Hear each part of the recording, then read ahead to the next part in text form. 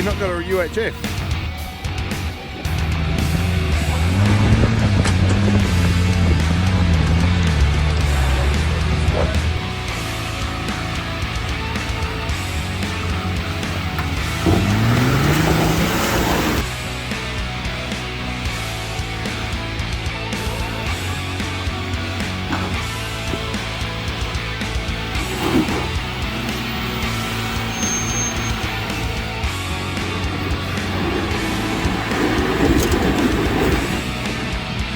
With gusto.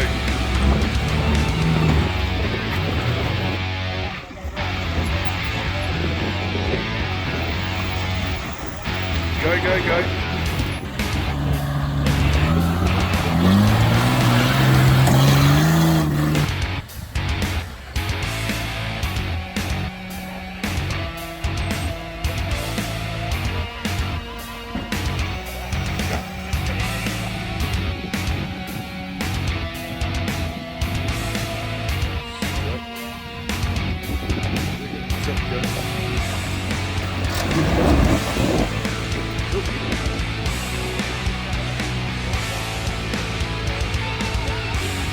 Go, go, go. No, look at him crawl. Crawl over it. Look at this thing.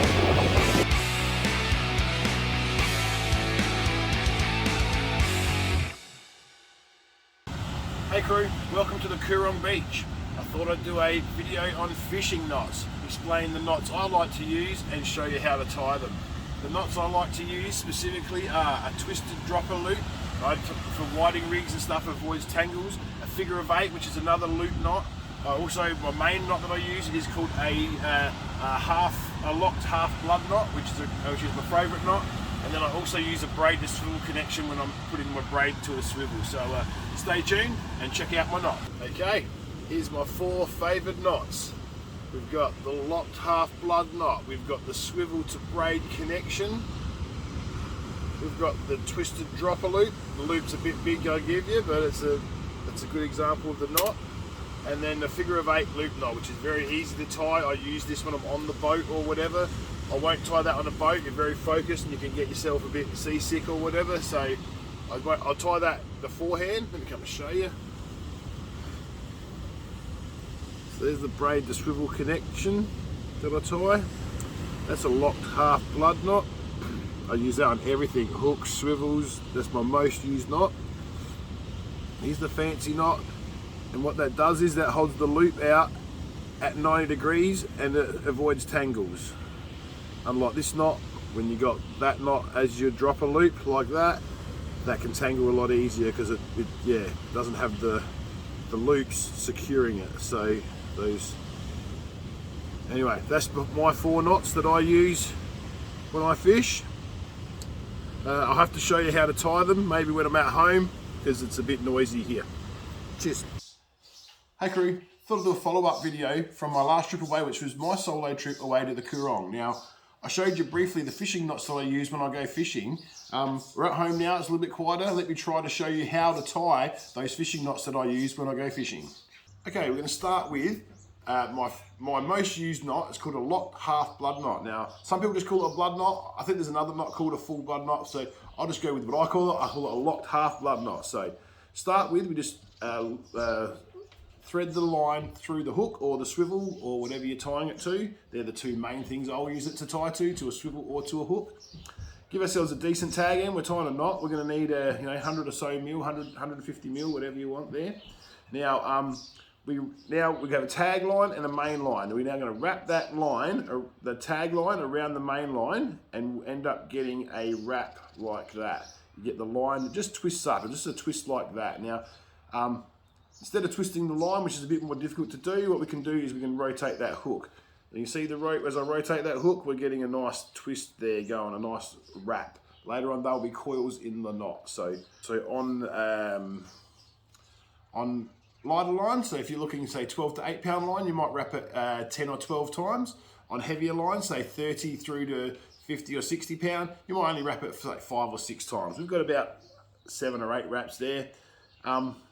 And that's what we'll be using for now. So I bite the tag end just to change grip. because you see where the wraps start, there's an initial loop right next to the hook. We're going to thread the line through that loop and then pinch it with our fingers. What we'll see there is that the tag line has now made a loop, and we're going to thread that tag line back under itself and through that loop out the top. Now pinch that with your fingers again. And now at this point, we've got to bite that tag in with our teeth. We're going to lubricate the knot and pull on the main line with our right hand, pull on the hook with our left hand, and pull the whole knot down once we've lubricated the knot. We lubricate the knot so that it doesn't get any abrasion, because that could also cause the line to break. So bite it, some spit on it, and then pull everything down together. Now while I'm doing this, I'll pull these coils up with my fingers.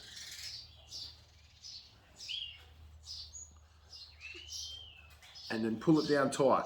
Pull everything tight. Pull your hands tight. Pull tight with your teeth. Pull everything tight. Slide those coils down. You want to try and put some of the stretch that the monofilament line has stretch. So I want to put some of that stretch into the knot. Otherwise, when you pull on the line, like pull hard on the line, the knot will stretch and come loose and undo. So we want to make sure we put some stretch into the knot. So pull tight. Pull tight, slide the coils down with your fingers, finish off with a good pull, like that. And there we go, we've got that's a good knot. We've got a nice locked half blood knot there now. It's got a nice bunch of coils there. I'm not sure how well we can see that on camera, but that's a good knot. Now, you can tell by when you pull on the line will stretch, but the coils don't stretch away from the hook. So we're happy with that now. Cut the tag end. Now give the tag end, don't cut it off short, because if the knot does slip, you want to leave yourself a little bit of room. So 5 to 6 mil I generally like. So yeah, there's a nice tag in there, and that's a good knot. Now I'll be confident that that's going to catch me a fish. Now, while I was away, there was a knot I missed. I didn't show you the silly snell, because like every time I go away, I'm going to tie. Most times I go away, I'm going to go for a mulloway or some snapper or something like that. Or I'm going to need a gang hook. I'm going to fish with a whole fish for a bait. So let me show you how to tie a silly snell. Okay, the silly snell is very easy to tie. We start by sliding the line up the shank of the hook and through the eyelet of the hook. Now this is where we can set the different length of trace we want to set. If you're going to have sowies or garfish, you might want to set it that far apart. If you're fishing with pilchards as bait, you might want to set it that far apart.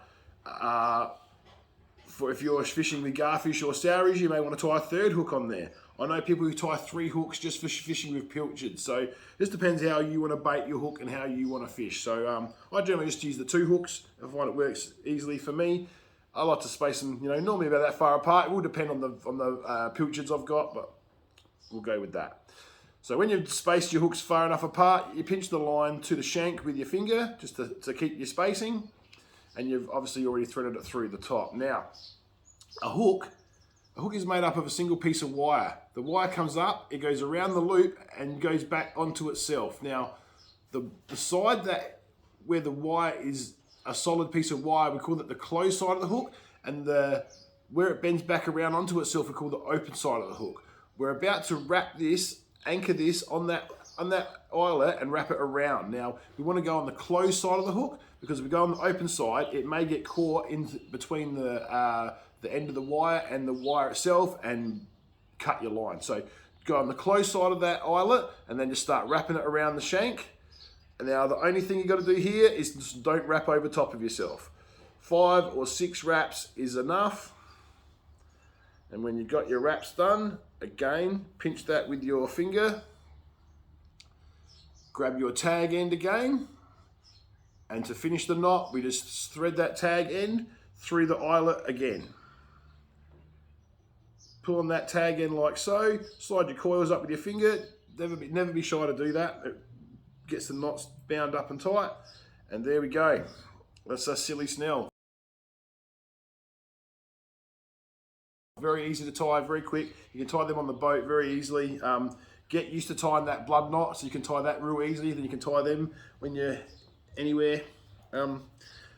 Now, what we've got here is we've got a dropper. We've got a part of a trace. So from here, you might connect this trace to a swivel with another locked half blood knot.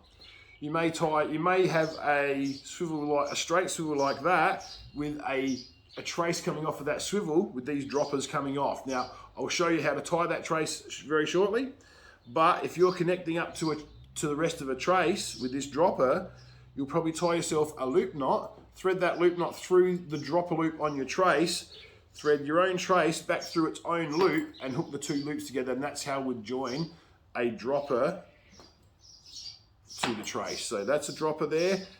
You may have one hook, you might have two hooks, you might have three hooks. That's generally how we make a trace. Okay everybody, let me show you the loop knots that I use when I go fishing.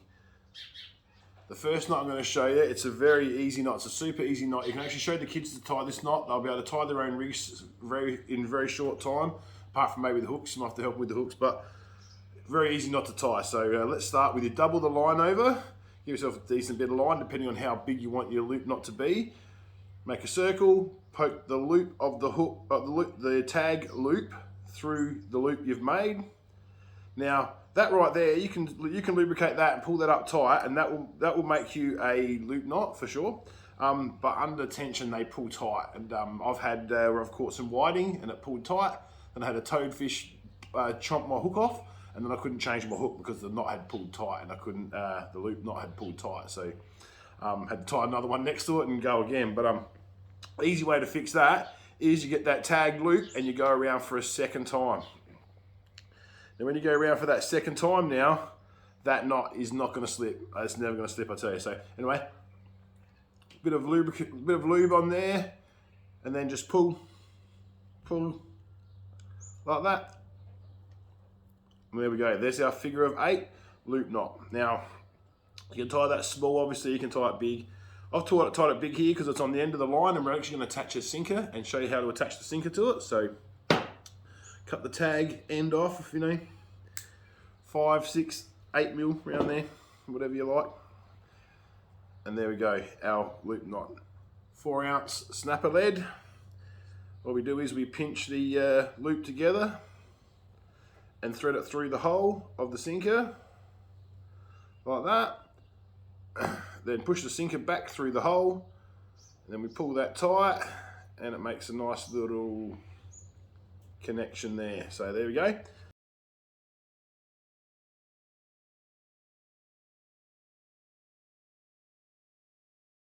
There's our snapper lead connected to our main line. Next knot we're going to tie is going to be the twisted dropper loop, so stay tuned. All right, next knot we're going to tie is the twisted dropper loop. Get your line, twist it over itself like so. Then what we're going to do is, depending on which way you're twisting it and what hand you're using, you pinch one side of where the line crosses, and then just start twisting it. You see there, I've created the twist. Now, the thing you've got to do is keep a hold of that loop in the middle. As soon as you let that loop go, it's all over, you got to start again. And it's very easy to do. So keep your fingers in that middle loop and twist it up. These twists are going to be the loops that bind your loop knot together. Now, you'll see I'm maintaining the outer loop at the top here the whole time. That's because in a minute, what we're going to do is we'll make that loop that we've been keeping with our fingers bigger and thread the outer loop through the middle of it. Now that outer loop is going to be the loop of our knot. So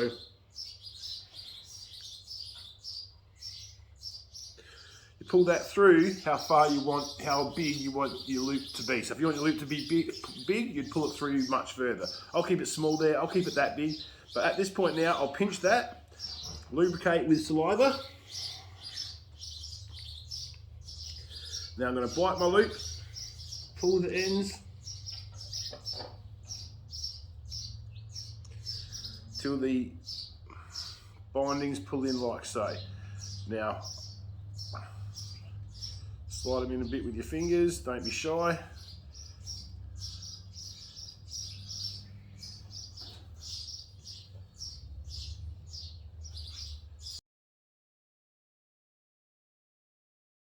There we go. That's our twisted dropper loop.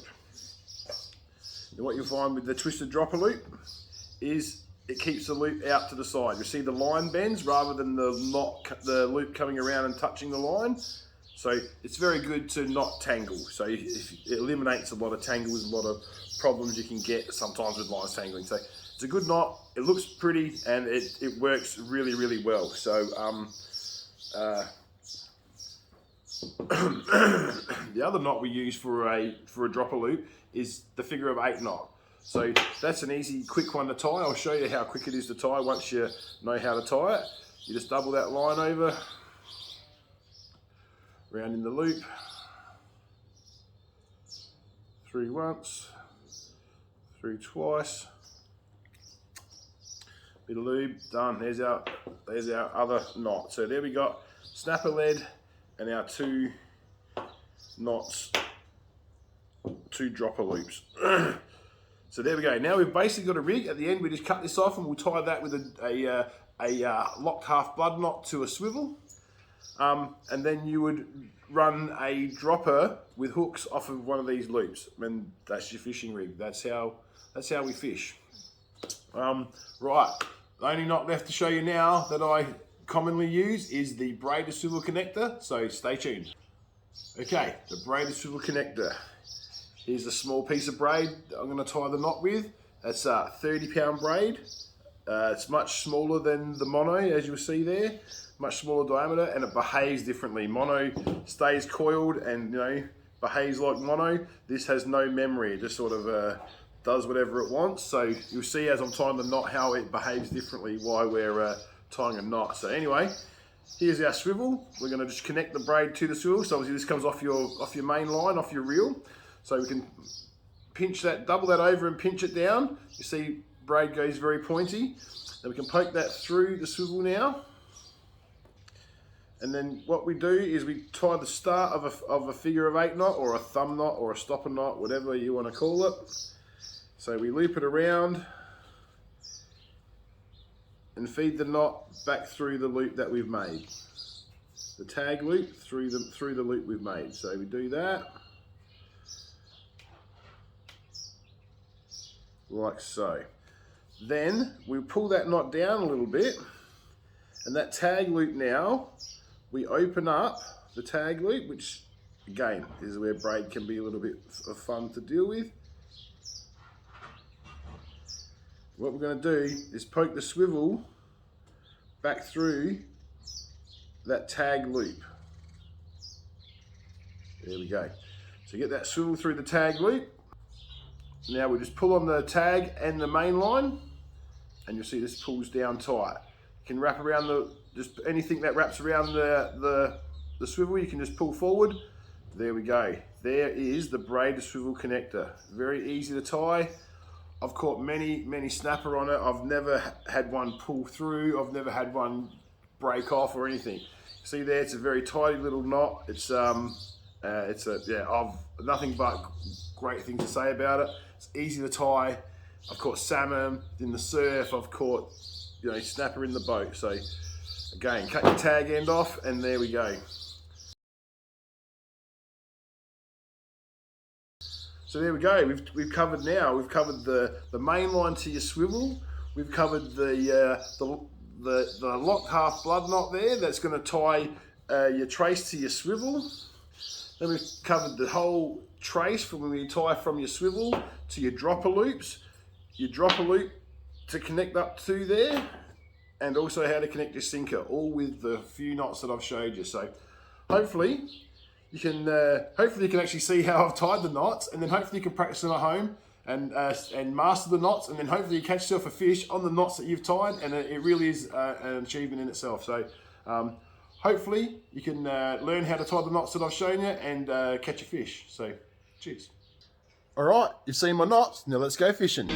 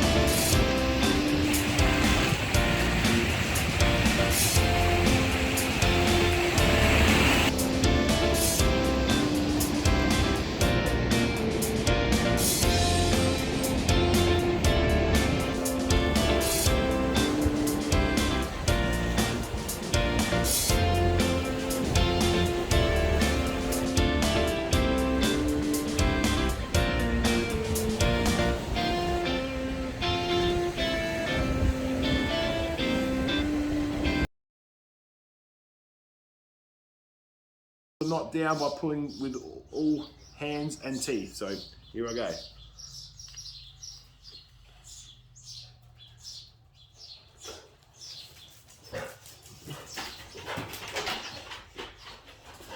Don't be scared to pull those coils down with your hands.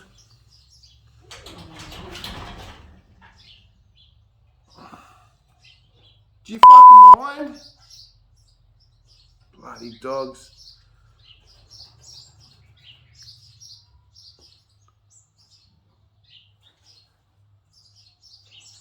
Oi, get inside. Get inside.